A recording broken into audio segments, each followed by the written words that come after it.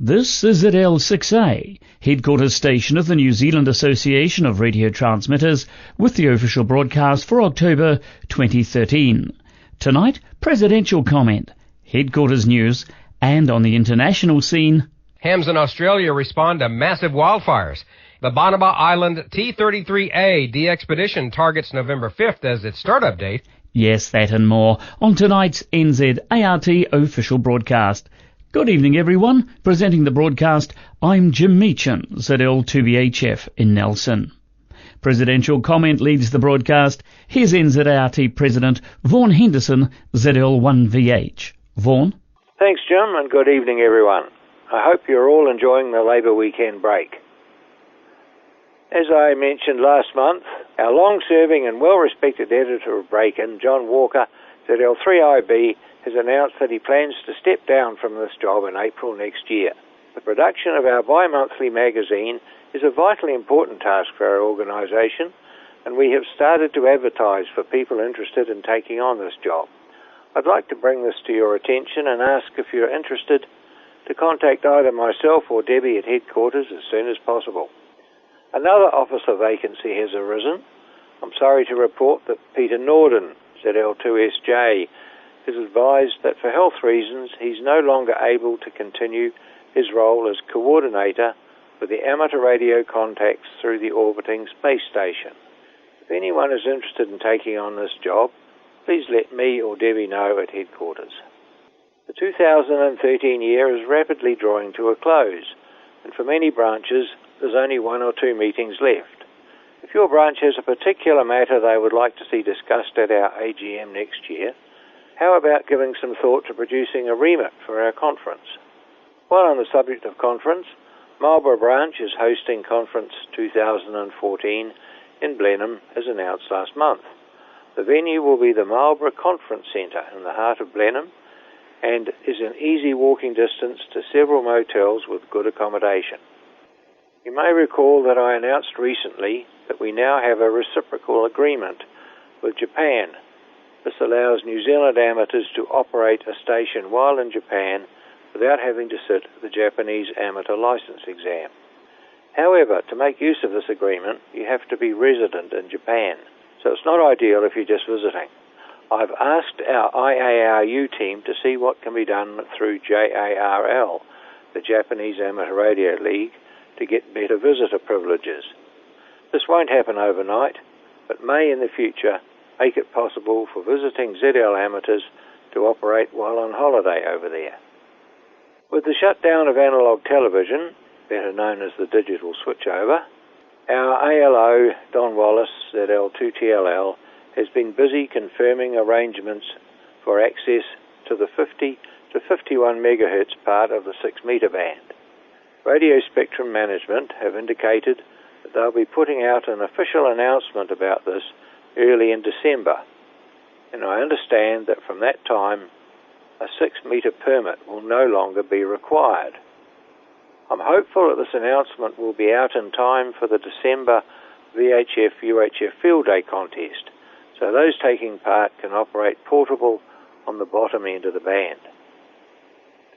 If you haven't paid your subscription for 2014 yet, can I remind you that the deadline for payment to take advantage of the $10 early payment discount is 30th of November. Yes, that's just 1 month away. Please can I encourage you to support your National Amateur Radio Association by sending in your subscription payment before the 30th of November. Finally tonight, the Radio Frequency Users Association of New Zealand are holding a one-day forum and workshop to discuss the reallocation of the 174 to 230 megahertz radio spectrum vacated by television services. The meeting's being held on Wednesday the 30th of October in the Conference Centre at Wellington Airport. This is an industry forum paving the way for presentations next year to the Ministry on how the New Zealand radio spectrum users would like to see this significant part of the VHF radio spectrum allocated. Don Wallace at L2TLL, our ALO, will be attending representing NZART with a view to exploring the possibility of an amateur allocation at 222 to 225 megahertz. Thanks for listening, and back to you, Jim. Thank you, Vaughan. The President of NZART, Vaughan Henderson, ZL1VH. Western Suburbs Radio Club Branch 03 are holding their annual equipment sale next Saturday the 2nd of November at the Rosebank Road Primary School Hall, 217 Rosebank Road in Avondale. Tables are $10 each prepaid before the day, or you can get them on the day at $15. Now, sellers are welcome from 8 a.m, buyers at 9 a.m, and the sale ends at midday. That's the Western Suburbs Radio Club sale next Saturday, the 2nd of November. And so to Upper Hutt we go now, where it's a very good evening to NZART's business manager, Debby Morgan, ZL2DL. Good evening, Jim, and good evening, everyone. In the past couple of issues of HQ Infoline, I asked for assistance in collating the numerous pieces of memorabilia and records here at headquarters. I have received several suggestions on how this can be done.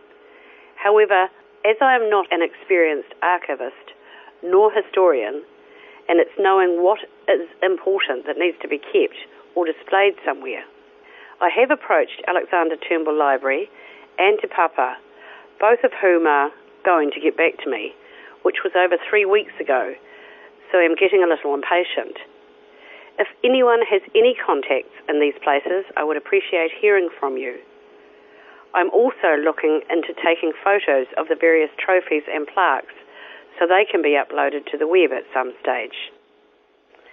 Also on the lookout, once again, for someone who is able to help transfer much of the NZART video library onto DVDs. I fear that these videotapes are no longer sought after, as most branches now have DVD players. Again, if you are able to help with these, please contact me.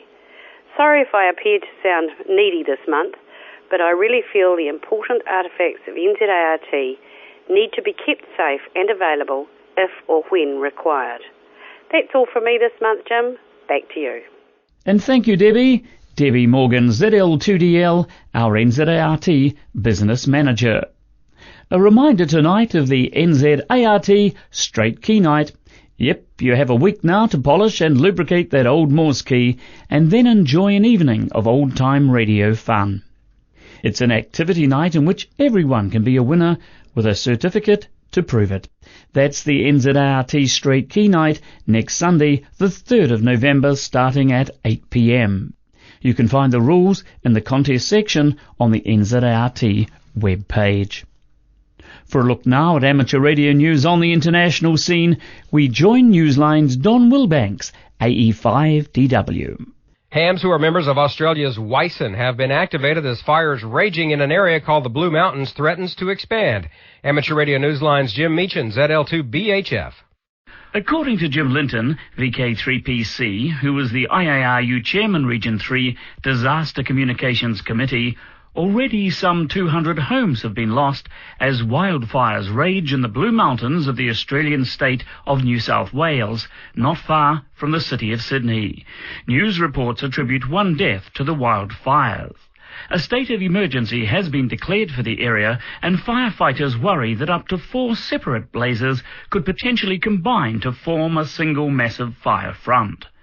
Compton Allen, VK2HRX, is the president of Wyson in New South Wales. He says that an official activation has begun, drawing on the resources of the Emergency Communications Group. Currently, the mobilisation is to support the declared state of emergency with manpower in the Lithgow area to the west of Sydney. About 1,200 firefighters were battling blazes across the state. New South Wales Rural Fire Service Commissioner Shane Fitzsimmons said personnel had volunteered to help from all across Australia and from as far away as here in New Zealand. The ground effort is being backed with more than 80 aircraft which are dropping water and fire retardant on the flames. VK3PC says that evacuations of tens of thousands of people are possible if hotter weather conditions combine with fire fronts already burning. This is a scenario that is literally changing minute by minute, and we'll have more on it in future newscasts. For the Amateur Radio Newsline, I'm Jim Meachen, ZL2BHF, across the Tasman Sea in Nelson, New Zealand. Wyson in Australia is comparable to a combined Races and Aries here in the United States. Some breaking news from the world of DX. The T-33A de-expedition to Banaba Island is fast approaching and is expected to be active from November 5th to the 18th. It was reported on the T-33A blog page on October 17th by co-team leader Jake Koblin, W2IJ, that the container carrying the gear for the operation has departed Suva, Fiji, and was now on its way by sea to Tarawa. Also that the operations advance team will arrive in Tarawa on October 31st to attend to picking up provisions, as well as to get the container unsealed and cleared through customs. They will then make certain that it's loaded onto their vessel in preparation for a November 3rd departure to Banaba Island. It was also mentioned that the T-33A operations main sponsor is Elecraft, which is supplying 6 K3 transceivers and 5 KPA 500 amplifiers. Also that the T-33A team will be using the DXA interface for their operation. DXA is an innovative website that allows DXers to view the status and activities of a DXpedition in near real time. For more details about this DXpedition, please visit www.t33a.com. Intel, the world's biggest computer chip maker, has said the production of its next-generation PC chip, Broadwell, will be delayed by about 3 months past its scheduled release date. This due to a technical glitch, according to Chief Executive Brian Krzanich. The Broadwell chips are expected to succeed the firm's Haswell line of processors and are touted to be more power efficient and faster. Intel is the leading PC chip maker, and its updated products typically spur on new laptop and desktop sales. It will now begin production on Broadwell chips in the first quarter of 2014 rather than later this year. The United Kingdom's Royal Air Force Station G3ELV and the Royal Air Force Signals Museum Station GB4SMH will be operational under a permanent special event permit effective November 1st. Normal operating times for both stations will be 1000 to 1600 local time on each Tuesday and on the first Saturday of each month. If you make contact, please QSL only via the Bureau. For now, with Bill Pasternak, WA6ITF at the editor's desk in Los Angeles, I'm Don Wilbanks, AE5DW in South Mississippi, saying 7-3. And we thank you for listening. Amateur Radio Newsline is copyright 2013, and all rights are reserved. Thank you, Don, and as always, we say thank you to Newsline for the use of their copyright material.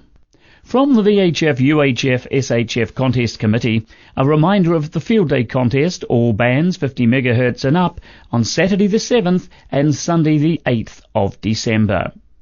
For all contests, the operating periods are 1700 to 2300 on the Saturday and 0700 to 1300 hours on the Sunday, New Zealand local time. The contest rules are available at www.vhf.org.nz. It's time now for a Waro update, and away we go to the North Shore of Auckland and say welcome and good evening to Rosemary, ZL1RO. Thanks, Jim, and hello everyone. Bulletin editor Bev, ZL1OS, is desperate for some written articles and photos for the next Bulletin magazine. Without members' input, we will not have a magazine. The cut-off date for contributions is the 30th of October, so there's still time to write a few lines or let Bev know that an article is being written and will be on the way to her in the next few days.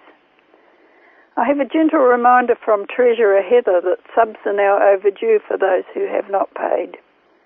Waro invites all YLs to join in a week of amateur radio activity from Sunday the 24th of November to Sunday, December the 1st. This is not a contest, but an opportunity for Waro members and licensed YLs from around New Zealand to get together on the air and promote women in amateur radio. Look for activity on 80 metres, 20 metres, the national system, and on 2-metre repeaters each night of that week between 8 p.m. and 9 p.m. We encourage all Waro members to participate and would also love to contact YLs who are not Waro members. If you like, you could list or log the contacts made, and a certificate will be given to the person with the most contacts. You can send your logs or lists to Lynette, ZL1LL, at her call book address. Here are some dates for next year's calendar. We hope to have a get-together of Waro members and OMs at Parongia on Sunday the 26th of January 2014, which is Auckland's anniversary weekend.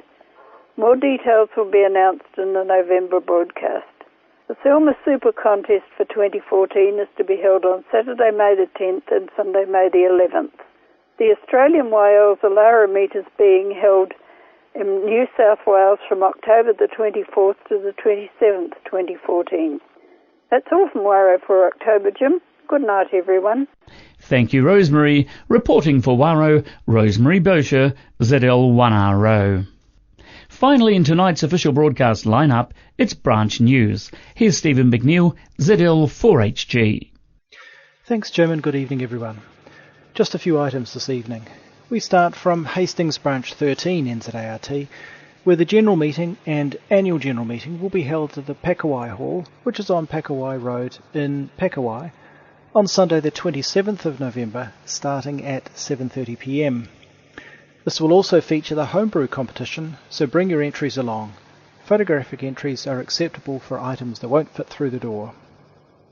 Napier Branch 25 NZART has a combined Christmas tea to be held on Tuesday the 29th of November at the Maranui Golf Course in Awatoto. It'll be a buffet dinner, format and cost very similar to previous occasions. You'll need to indicate your interest and the likely number that are attending, so see your newsletter for details and let your branch organiser know. 2. Wellington Amateur Radio Club, NZART Branch 50, where the next meeting is on Wednesday the 20th of November at the Lutheran Church Hall in King Street in Newtown, starting 7:30pm. Cole, ZL2COL, will report on JOTA activity. There will also be a talk by Mike, ZL1AXG, concerning the RF properties of the new light bulbs flooding the market. Nelson Branch 26 has its annual general meeting on Wednesday the 20th of November, starting 7:30pm. The meeting is held at the National Party Electorate Office meeting rooms, which is on the corners of Waimea and Quarantine Roads in Nelson. And finally to Branch 37 in Southland, where there will be a junk sale on Saturday the 9th of November at the club rooms at 249 Ettrick Street. This is a couple of blocks from Tweed Street in Invercargill. If you want a table, then contact Amy by email treasurer@zl4gq.com. That's treasurer@zl4gq.com. Well, that's all from me. Back to you, Jim. Thank you, Stephen. Stephen McNeill, ZL4HG, reporting from Christchurch. The next issue of NZART Headquarters Infoline will be emailed next Friday, the 1st of November. The next official broadcast of NZART will be made by ZL6A at 8pm on Sunday, the 24th of November. This is ZL6A, headquarters station of the New Zealand Association of Radio Transmitters, concluding the official broadcast for October 2013. Good night, everyone. Good night now.